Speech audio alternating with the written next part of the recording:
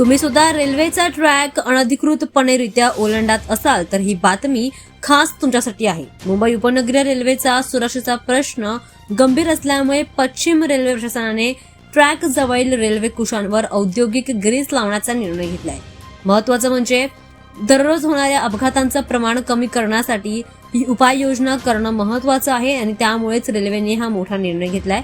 पश्चिम रेल्वेच्या चर्चगेट ते विरार या जवळपास 60 किमी दरम्यानच्या उपनगरीय भागामध्ये रेल्वे कुशांवर ग्रीस लावण्याचं काम सुरू आहे। ग्रीस लावलेले कुशे या भागातील 29 स्थानकांवर आहेत जिथे प्रवाशांचं अनधिकृतपणेरित्या ट्रॅक ओलांडण्याचं काम असतं।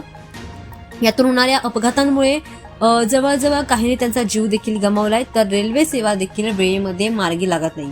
हाच मुद्दा रेल्वे प्रशासनाने उभा केलाय आणि त्यामुळे हा निर्णय घेण्यात आलाय।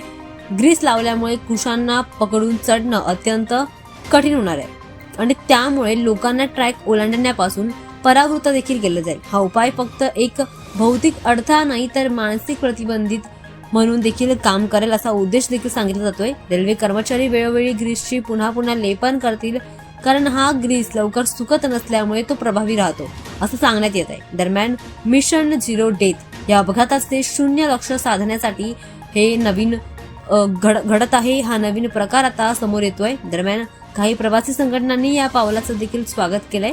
दरम्यान कुशांवर ग्रीस लावल्यामुळे लोक दोन्हीदा विचार करतील आणि नियमाबाहेरच्या क्रियाकलापापासून दूर राहतील असं देखील काही नागरिकांनी प्रतिक्रिया दिली।